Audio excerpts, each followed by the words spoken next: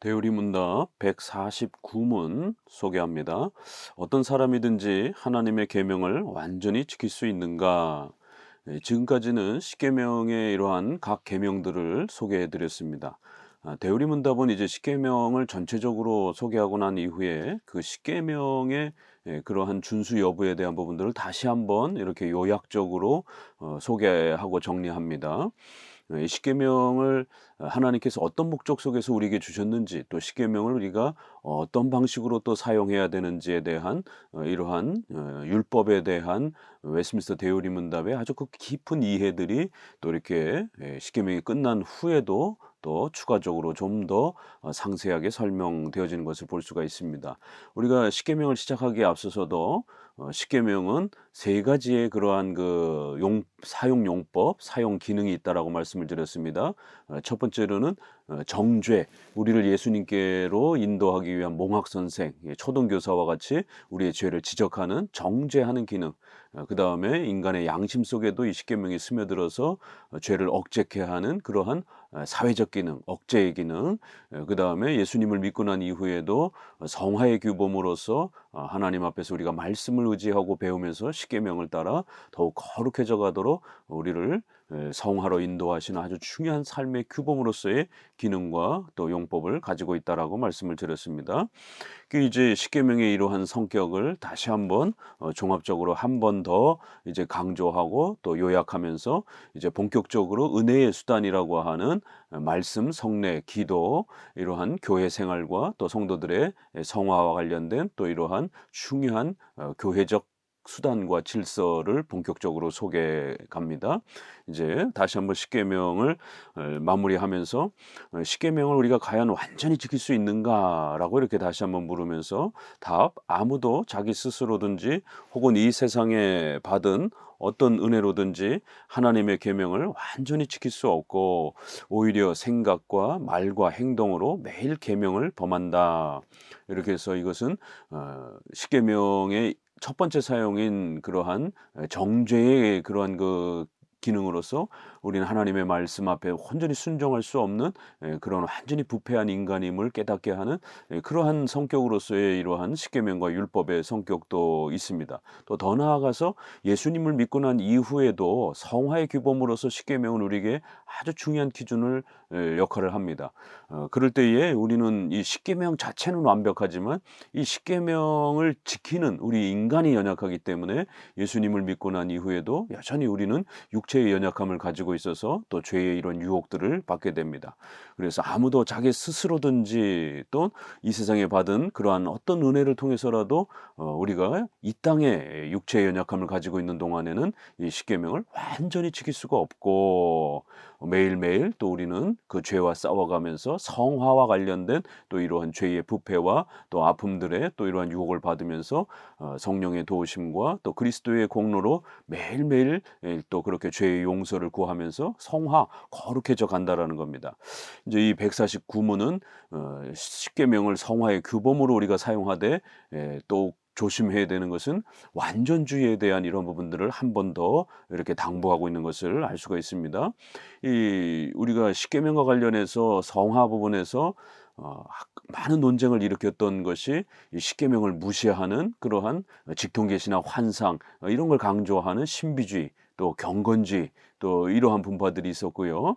또 반대로 이 십계명을 극단적으로 문자적으로 또 십계명에도 없는 이야기들을 지나치게 강조하는 율법주의, 또 인제 이러한 그 형태가 있었고, 특별히 인제 이 성화와 관련해서 십계명을 실천할 때에 이제 감리교회의 이런 완전 성화, 또 그다음에 우리 장로교의 불완전 성화의 이러한 논쟁이 역사 속에 있었습니다.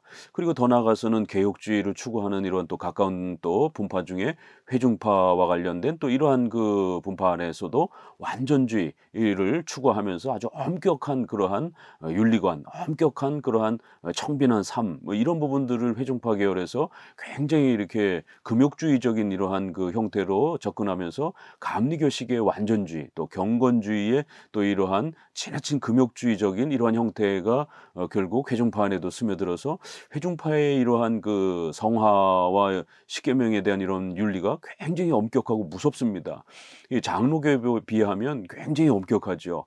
이 극단적인 그러한 그 엄격함의 삶의 이러한 개혁을 부르짖으면서 과격한 그러한 또 형태로 이렇게 또 역사 속에 많은 실수들을 행한 것을 보게 됩니다. 그래서 회중파와 장로파의 이러한 그 십계명 사용에 대한 십계명을 강조하는 건 비슷한데 십계명을 사용하는 그러한 방식에 있어서 우리 장로파는 좀 더 불완전성화, 그다음에 일반 은총을 이렇게 존중하면서 우리가 일반 문화 부분에서 이렇게 좀 더 이렇게 선한 부분들은 우리가 존중하면서 일반 은총을 사용하려고 하는, 또 일반 은총에 또 이러한 건전한 부분들을 적용하려고 하는 일반 은총 이러한 그 수용의 자세를 장로교는 취하는데, 회중파 계열에서는 이런 엄격한 개혁을, 삶의 개혁을 강조하면서 십계명을 아주 문자 그대로, 또 십계명을 우리의 전 삶에 철저하고 엄격하게 이렇게 적용하려고 하다 보니까 결국 일반 은총을 무시하는 반문화주의적 이러한 그 성향이 또 강하게 나타났고요. 그래서 완전주의, 또 이러한 금욕주의, 이러한 형태의 영향을 받습니다. 전통적으로 성화와 이런 관련해서 완전주의를 표방했던 것은 알미니안의 이런 계열이었고, 또 그 다음엔 감리교가 이러한 그 완전주의를 표방했고, 그래서 그 감리교회의 거룩한 이러한 그 회개 운동도 모자르다고 생각해서 성결 교단이 탄생합니다. 말 그대로 성결 교단, 삶의 아주 엄격한 개혁을 부르짖는 그러한 성결을 지나치게 강조하는 이런 교파적 색깔 때문에 성결 교단이라고 부를 정도로 완전주의를 추구했습니다. 그렇지만 우리 장로교는 불완전 성화, 이 십계명은 하나님께서 우리의 성화의 규범으로 주셨지만 우리가 완벽하게 지킬 수 있기 때문에 주신 것이 아니라 하나님의 위대함과 영광스러움이 얼마나 높은 것인지를 가르치고, 또 우리가 부족하기 때문에 완전히 지킬 수 없다라는 것을 깨우치기 위한 겸손함을 우리에게 가르치기 위한 그런 목적으로 주신 것이지, 이것이 성화의 규범이라고 해서 우리가 그걸 완전히 지킬 수 있는 것처럼 이렇게 또 너무 지나치게 극단적인 완전함으로 이렇게 나아가면 안 된다라는 겁니다. 결국 역사 속에서는 이렇게 완전주의를 추구하다가 또 금욕주의를 강하게 추구하다가 또 이러한 완전주의에 이를 수 없는 자신들을 바라보면서 결국 몇몇 그러한 주제들만 이렇게 지나치게 이렇게 강조하고, 그리고 그 몇몇 주제들이 완벽하게 이렇게 마치 지켜지는 것처럼 느껴지게 되면 그거를 완전한 성화의 어떤 모델로 이렇게 제시하면서 결국 이런 완전주의, 금욕주의, 경건주의 계열에서, 회중파 계열에서는 1등급 신자, 2등급 신자의 이러한 그 등급의 이러한 계층의 이러한 그 구별들이 시도되었고, 그래서 결국 완전한 자와 불완전한 자에 대한 이러한 그 구별에 대한 이런 시도들, 또 그다음에 아주 엄격하게 징계하려고 하는 또 이러한 그 징계의 또 지나친 엄격함, 이런 부분들이 결국 이제 이 십계명을 완벽하게 지키려고 시도하는 이런 완전주의에서, 또 본인들 스스로 인간의 연약함 때문에 그렇게 못하다 보니까 결국 몇몇 기준만 지나치게 강조하면서 나머지 이러한 그 십계명의 여러 요소들이 등한시되어지게 되는 편중된 그러한 그 십계명주의로 이렇게 흐르는 역사의 이러한 그 실수들을 보게 됩니다. 그래서 이런 부분들을 결의법이라고 이렇게 표현을 합니다. 중세 시대에도 이러한 그 과격한 이러한 그 몇몇 기준을 과도한 완전한 그 성화의 어떤 모습처럼 몰아세우려고 하는 이러한 그 이거를 결의법이라고 하는 이러한 그 형태로 시도했고, 또 역시 경건주의 시대와 회중파 시대를 넘어가면서도 또 역시 이런 식의 과격한 엄격주의적인 또 그러한 세부적인 그러한 그 적용들을 과격하게 몰아세우는 이런 엄격주의적 윤리관, 성화관, 생활관들이 결의법이라고 하는 그러한 그 형태로 역사 속에 또 이렇게 드러났었고요. 그럴 때마다 우리 장로교는 너무 그렇게 세부적인 그런 부분들을 너무 지나치게 완벽한 형태로 추구하려고 하면 안 된다. 결국 십계명은 삶의 기준 역할을 하는 것이고, 우리 인간은 연약하기 때문에 늘 부족함 속에서, 불완전함 속에서 자라가는, 그래서 십계명을 보편적인 윤리의 그러한 기준으로 삼아야지, 십계명을 너무 지나치게 우리의 삶의 상세한 부분까지 지나치게 이렇게 적용하려고 하다 보면 십계명에 언급되지 않는 이런 부분들까지 문자적으로 지나치게 이렇게 다가서다가 율법주의로 또 이렇게 빠지게 되기도 하고, 과격주의로 빠지기도 하는, 그러다 보니까 일반 은총을 무시하는 이제 이러한 형태들이 역사 속에 계속 반복이 됩니다. 그래서 밥은 그의 윤리학의 이러한 그 책에도 보게 되면 우리 정통 기독교 윤리학은 십계명을 넓게 보편적으로 이렇게 적용하는 윤리학 개념이고, 그러나 회중파나 경건주의나 감리교라든가 이런 형태들은 결의법이다라고 해서 이렇게 판례법이라고 합니다, 이거를. 그래서 너무 세부적인 형태로 과격하고 완벽하게 이렇게 성도들에게 지키려고 요구하는, 그러다 보니까 성도들의 생활과 삶에 대한 부분들을 너무 과격한 형태로 이렇게 밀어붙이면서 엄격주의적인 극단적 이러한 또 율법주의적인 형태를 취하게 되는 이러한 과격주의 형태로 이렇게 빠지는 것들을 이렇게 경고하면서 장로교회의 윤리학 개념과 이러한 경건주의 계열의 이러한 그 결의법, 과격한 그런 율법주의적 형태가 차이가 있다라고 분명히 우리 정통 기독교회의 십계명을 기준으로 하는 불완전 성화의 개념 아래에서 또 이렇게 일반 은총을 잘 존중하면서 성도들의 연약한 삶을 이해하고 그 성도들의 삶이 죽을 때까지 천천히 성장해 가도록 그렇게 돕는 그러한 성도들의 이러한 삶의 이 윤리학 개념들을 강조했습니다. 그리고 그것이 교회의 치리 개념 안으로 들어가서도 함께 연결이 되면서 교회의 치리가 너무 과격하나 엄격하게 이렇게 적용되지 않도록 성도들의 이러한 실수와 연약함들을 항상 배려하고 또 이해하고 또 많은 기회들을 또 반복해서 주고, 그래서 성도들이 성장할 수 있도록 이렇게 불완전 개념으로 점진적 개념으로 이렇게 기독교 십계명의 윤리학을 사용한 이러한 그 윤리학에 대한 그 기독교 역사가 있습니다. 이런 면에서도 우리 장로교 윤리학은 바로 굉장히 이렇게 따뜻하고 온화하고 이렇게 또 기준을 분명히 십계명을 가지고 있으면서도 성도들의 섭리 안에서 믿음이 연약해서 지키지 못하는 이런 부분들을 충분히 또 고려해주고 또 기다려주고, 치리에 있어서도 너무 엄격하고 과격하게 이렇게 치리하는 것이 아니라 좀 더 많은 권면과 또 이해와 배려와 또 용서와 이런 부분들을 종합적으로 이렇게 적용해가는 불완전 성화의 이런 방식으로서 이렇게 완전히 지킬 수 없는 이러한 성화와 윤리의 십계명에 대한 적용에 대한 이해를 가지고 그렇게 윤리학과 기독교 교회의 치리의 원리들을 적용했던 것입니다. 우리가 전도서 7장 20절에 이제 사용한 구절도 보면요, 선을 행하고 죄를 범치 않은 의인은 세상에 아주 없느니라. 요한일서 1장 8절에도 만일 우리가 죄 없다 하면 스스로 속이고 또 진리가 우리 속에 있지 아니할 것이요. 10절 만일 우리가 범죄하지 아니하였다 하면 하나님을 거짓말하는 자로 만드는 것이니라. 이러면서 예수님을 믿고 난 이후에도 성도들에게는 여전히 성화적인 연약함이 있고, 이러한 그 성화적 연약함 속에서 죄와 싸워가면서 늘 이렇게 또 고민하며 성장해가는 성도들의 연약성을 이렇게 충분히 또 성경에서 언급하는 것들을 근거 구절로 잡았습니다. 여기에 이제 논쟁 구절이 이제 로마서 7장 18절 19절입니다. 로마서 전반부는 불신자의 이러한 그 모습으로서 해석하는 건 거의 비슷한데요. 로마서 이제 후반부에 이 내용을 과연 신자로 볼 것인지 불신자로 볼 것인지에 대해서 장로파와 경건주의, 또 장로파와 회중파의, 또 장로파와 감리교회의 이러한 그 완전주의를 표방하는 분파들 간의 해석 차이가 있습니다. 이 장로교는 로마서 7장 18절에 내 속 곧 내 육신에 선한 것이 거하지 아니하는 줄을 아노니 원함은 내게 있으나 선을 행하는 것이 없노라. 내게 원하는 바 선은 하지 아니하고 도리어 원치 아니하는 바 악을 행하는도다.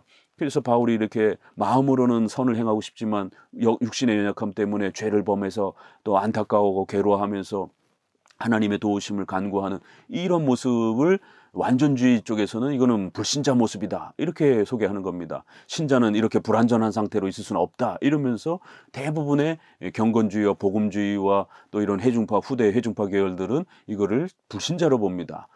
특별히 로이드 존스 같은 경우도 이러한 방향에서 해석을 합니다. 그래서 로이드 존스는 이건 불신자일 수도 있고 아닐 수도 있다, 이렇게 애매하게 이렇게 해석하면서 그 중심은 여기서 로마서에서 후반부에서 소개되는 이런 죄와의 갈등의 이런 모습은 신자로서 볼 수는 없다, 이렇게 결론을 내립니다. 그렇지만 우리 장로교에 있어서는 이거는 신자다라고 이렇게 해석합니다. 칼빈도 그렇고 웨스민스터 총회의 입장도 그렇고 또 구프린스톤의 이러한 또 박윤선 목사님의 해설도 대부분 우리 장로교에 있어서는 이거는 신자의 성화의 이러한 모습이다라고 이렇게 거의 통일된 해석을 가지고 있습니다.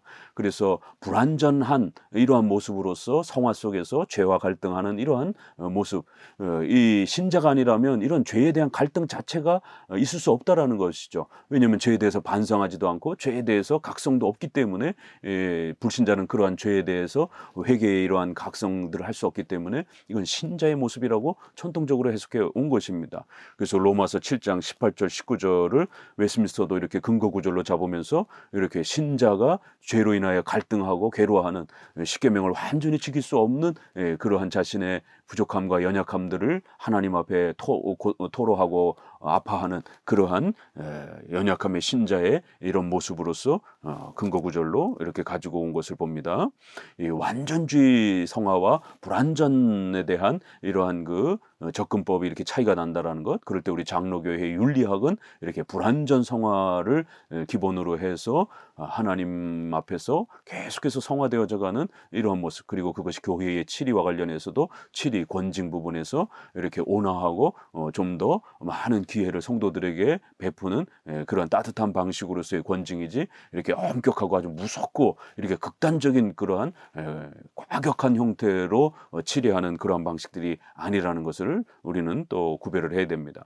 150문 하나님의 법을 어긴 모든 죄가 그 자체적으로 또는 하나님 보시기에 동등하게 악한가. 그래서 십계명을 일단 지킬 수 있느냐, 다 완전히 또 이렇게 지킬 수 있느냐, 그렇지 않느냐를 먼저 언급한 다음에 그 십계명을 범하는 죄의 성격에 대해서 불완전한 그러한 우리 장로교의 해석을 따라서 그럼 왜 이제 우리가 십계명을 지키는 데 있어서 이러한 여러 가지 차이들이 나타나는가를 추가적으로 한 번 더 설명을 합니다. 그 죄 자체가 모두가 다 동등하게 전부 다 악한가, 아니면 어떤 차이가 있는가, 이 부분에 있어서도 로마 카톨릭은 대제, 소제로 이렇게 나눠가지고 미사나 고해 성사로 이렇게 용서받을 수 있는 이러한 대제, 또 그렇지만 일반적인 그렇지 않은 또 소제, 이렇게 나눠가지고 죄를 등급화하고 또 용서의 방식을 등급화하는 이러한 그 형태를 취합니다. 그러니까 이제 결국 경건주의나 감리교의 완전주의도 그렇고 이거를 너무 지나치게 또 완전하게 취급하려고 하다 보니까 그 완전함에 이룰 수 있는 그런 대죄, 큰 죄와 또 작은 죄의 이런 개념들이 자연적으로 들어가게 됩니다. 그래서 몇몇 그러한 그 아주 중요한 그러한 그 내용들은 완전히 이룰 수 있는 그러한 그 죄처럼 취급하고, 그렇지 않은 부분들은 등한시 여기게 되는, 결국 죄와 용서와 회개를 등급화하게 되는 이제 이런 차이들이, 그래서 성화의 완전성과 또 불완전성에 머무르는 이러한 등급화의 차이들이 반드시 발생이 됩니다. 이건 신학의 원리이기 때문에 어느 한 교파의 문제가 아니라 성화관이 십계명을 이해하고 접근하는 방식이 이렇게 접근하게 되면 반드시 차별, 등급화가 발생이 됩니다. 그러나 이제 우리는 불완전 성화를 이렇게 기본으로 해서 불완전 성화 안에서 우리가 십계명을 바라보게 되면 이러한 대제, 소제, 이런 등급화 개념은 분명히 우리가 거부한다라는 거예요. 그러나 그럼에도 불구하고 우리 인간의 연약함 때문에 또 죄의 이러한 그 파급력 때문에 정도의 차이는 있다라는 겁니다. 그래서 죄의 등급화라든가 크기 개념으로 이렇게 접근하는 건 우리 입장이 아니고, 우리 장로교는 대제, 소제 개념이 아니라 정도의 차이, 심각함의 차이 정도는 인정한다라는 거예요. 또 그러나 한쪽에서는 또 모든 죄들은 다 악하다, 또 모든 죄들은 동등하게 이렇게 모두 다 하나님 앞에 심판받아야 되는 것처럼 또 이렇게 하면서 윤리를 파괴하는 또 이런 아주 극단적인 또 접근들이 있기 때문에 조심해야 됩니다.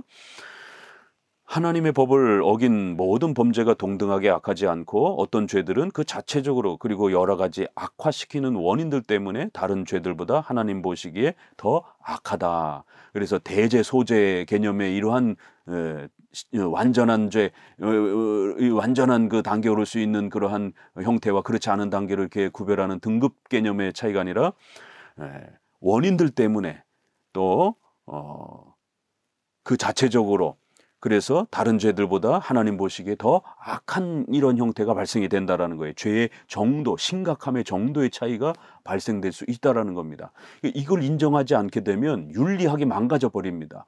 왜냐하면 한 사람을 죽인 사람과 히틀러처럼 수백만을 죽인 사람의 살인죄를 처벌할 때 세상 사람들도 그 죄의 경중을 따집니다.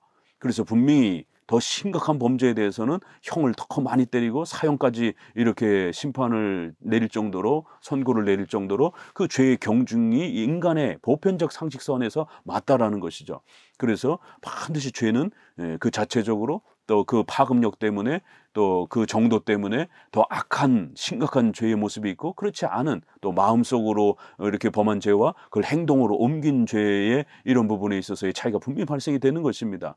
그래서 이걸 죄가 너무 동등한 것처럼 이렇게 또 지나치게 이렇게 표현을 해도 문제가 되지만 또 너무 그걸 등급화해도 또 문제가 되는 이런 윤리학에 있어서 아주 그 난해하고 이런 심각한 일들이 벌어집니다.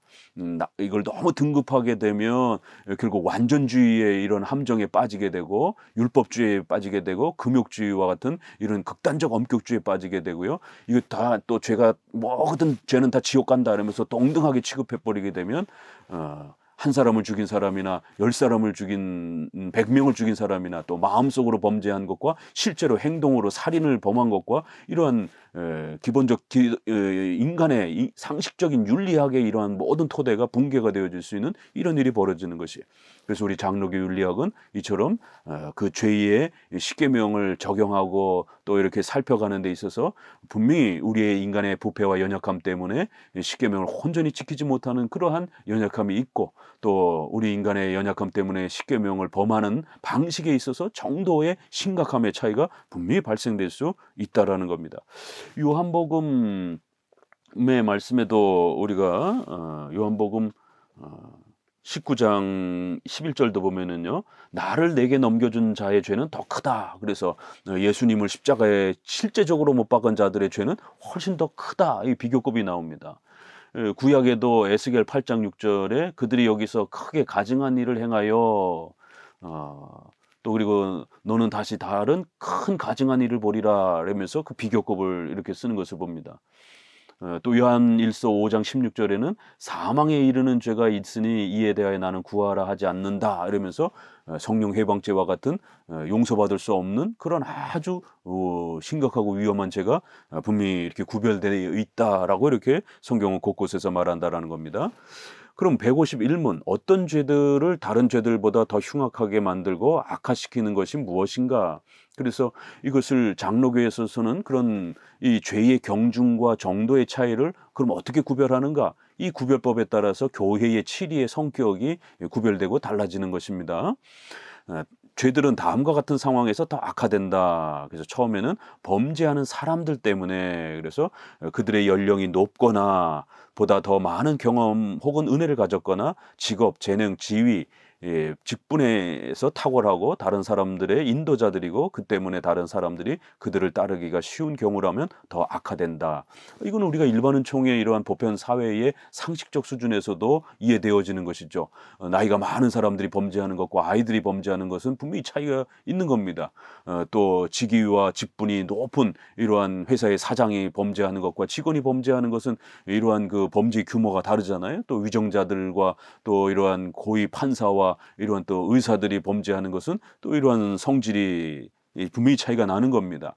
그렇기 때문에 우리가 이런 부분에 있어서 또 교회의 치리를 행할 때도 이러한 구별을 적어도 해야 된다라는 겁니다. 두 번째는 범죄한 대상 때문에 대상에 대한 문제입니다.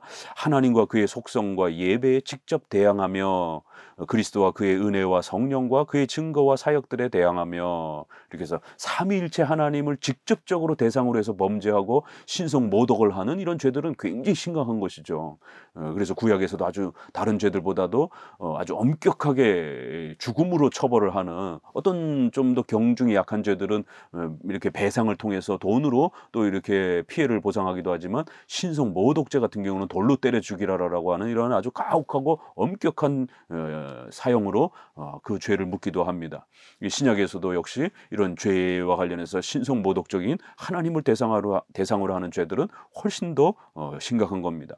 또 윗사람들, 높은 지위에 있는 사람들, 특별히 우리 인륜 관계를 따라 관계된 윗사람들을 대항하며 성도들과 특히 연약한 형제들과 그들의 영혼이나 다른 사람의 영혼에 대항하며 모든 사람들 혹 다수의 공통적 유익에 대항하여 죄를 지으면 더욱 악화된다.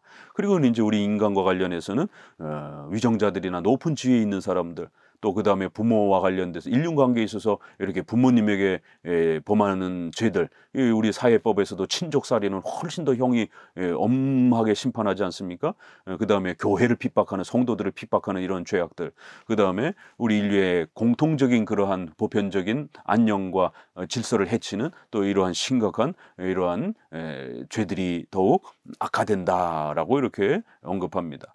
세 번째, 범죄의 본질과 성격 때문에 그들의 죄가 율법에 분명히 명시된 것을 대항하며 많은 계명을 함께 범했거나 그 속에 많은 죄들이 포함되어 있거나 마음에 품었을 뿐 아니라 말과 행동으로 쏟아져 나오고 다른 사람들을 중상하고 배상할 의지가 없다든지 은혜의 수단들, 자비, 심판, 본성의 빛, 양심의 가책, 공적 혹은 사적 충고, 교회의 권징, 국가의 징벌에 대항하며 우리들의 기도, 삶의 목적, 약속, 서원, 언약과 하나님이나 사람에 대한 약속을 범하며 그리고 일부러 고의적으로 뻔뻔스럽게 파렴치하게 자랑스럽게 악의를 가지고 자주 고집스럽게 기쁘게 계속적으로 또는 회개한 후에 다시 죄를 범한다면 더 악화된다. 그래서 이러한 죄의 이러한 또 성격 본질과 관련해서 율법에 아주 명확하게 십계명에 금지를 하고 있는 이런 부분들을 대놓고 범죄한다라면 그건 더욱더 심각한 범죄가 될 수 있다라는 겁니다.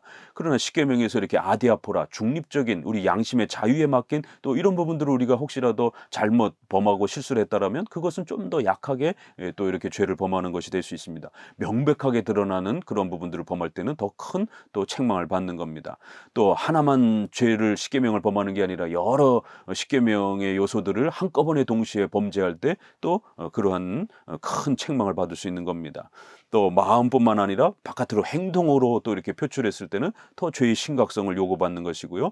또 하나님이 우리에게 은혜의 수단으로 세워주신 이런 공적인 이러한 명백한 질서들을 파괴하고 무너뜨릴 때 또 더 심각한 성이 나타납니다.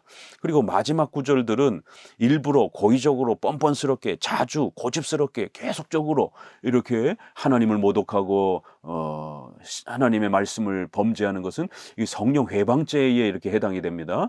요거는 아주 어려운 말씀입니다. 그래서 여기에 대한 그러한 그 구절들이 요한일서 5장 16절에서도 읽어보았기도 했고요. 또 그 다음에 마태복음 12장 31절 성령을 회방하는 것은 사함을 얻지 못한다. 히브리서 6장 4절 한 번 비침을 얻고 하늘의 은사를 맛보고 성령에 참여한 바 되고 이러면서 6장 6절에 타락한 자들은 다시 새롭게 하여 회개케 할 수 없나니 이런 표현도요. 이게 성령 해방죄와 관련해서 여기 근거 구절을 썼는데 이러한 성령 해방죄가 분명히 성경에 있습니다. 그러나 그게 어떠한 죄인지에 대해서는 너무 구체화시키지 않습니다. 그러니까 이런 부분들이 이제 로마 가톨릭이라든가 경건주의 계열에서 결의법을 사용하는 이렇게 판례, 실제적인 그런 구체적으로 너무 그거를 상세하게 적용을 해서 완전한 형태의 이러한 그 방식으로 그 범죄성을 이렇게 자꾸만 강조하고 그거를 치리하려고 하는 이제 이러한 방식의 엄격주의 쪽에서는 이런 성령 해방죄를 이렇게 가시화시키고 그거를 이렇게 구체화시켜서 이렇게 처벌하려고 하는데 우리 장로교에 있어서는 분명히 성경에 경고되어 있지만 이거를 구체화시키지 않습니다. 이게 어떤 죄인지 성경은 명백하게 설명이 되어 있지 않기 때문에 그렇습니다. 그 성격만 소개되어 있습니다. 이렇게 지속적으로 계속해서 하나님의 말씀을 어느 정도 알고 있으면서 끊임없이 신성 모독을 하고 또 이렇게 자주 반복적으로 고집스럽게 이렇게 신앙의 기본 교리들을 범죄하는 이런 악한 행위들의 성격이다라고만 이렇게 되어 있지 그걸 구체화시키지 않습니다. 신약의 바리새인들과 같은 그런 형태들을 이렇게 예수님이 책망할 때 이제 이러한 그 성령 해방죄 성격으로 소개하지만 오늘 우리 시대에는 그러한 죄가 있다라는 것 자체로 경고를 받는 정도지 어떤 죄가 여기에 해당이 되는지는 결코 이렇게 구체화시키지 않습니다. 이건 굉장히 조심하셔야 됩니다. 너 성령 해방죄 졌어. 그러니까 너 영원히 용서받을 수 없어. 과연 이걸 어떤 목회자가 그거를 바로 분별할 수 있겠습니까? 바로 지적할 수 있겠습니까? 이거는 쉬운 일이 아닙니다. 그래서 아주 조심해야 됩니다.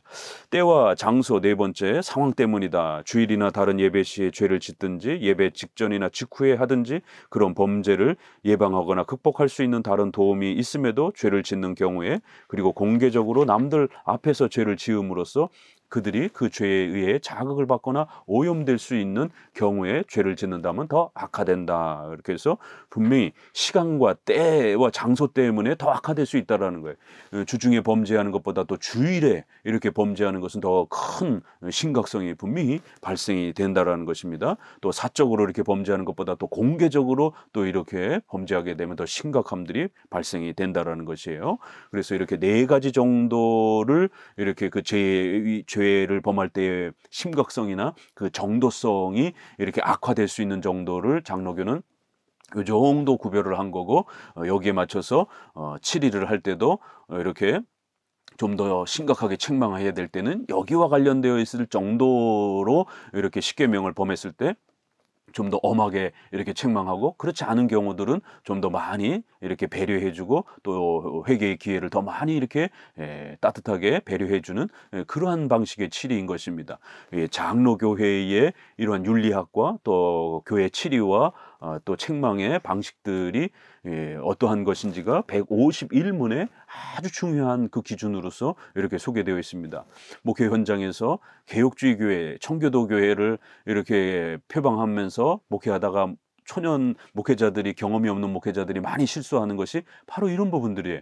그래서 분명히 십계명을 따라서 성도들을 책망하고 훈계도 하고 교회 권징 질서도 이렇게 작동을 해야 되는데, 이거를 너무 엄격하게, 너무 과격하게, 너무 세게 이렇게 죄를 바로잡는다 이런 명분으로 이렇게 과격하게 몰아가다가 결국 성도들이 시험에 떨어져서 다 도망을 가는, 그러면은 성도들이 치리를 안 받아서 다 도망갔다 이렇게 핑계를 댑니다. 자기 스스로가, 목회자 스스로가 너무 과격주의, 엄격주의로 이렇게 책망을 해가지고 성도들이 도망간 거는 생각을 못하고 결국 본인도 그렇게 완벽하게 살지 못하면서 성도들을 너무 완벽하게 이렇게 살으라라고 요구하면서 엄격주의, 과격주의 형태로 책망을 하다가 성도들이 견디질 못하고 도망가는 이런 일들이 벌어집니다.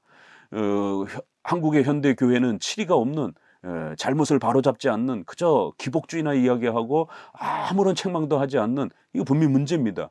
그렇다고 해서 로마 카톨릭의 치리와 권징이 얼마나 무섭습니까? 이런 것처럼 결국 개혁을 너무 세게 또 지나치게 부르짖는 이 개혁주의 목회자들과 또 청교도 안에 같은 실수가 또 역사 속에 발생이 된다라는 것이에요.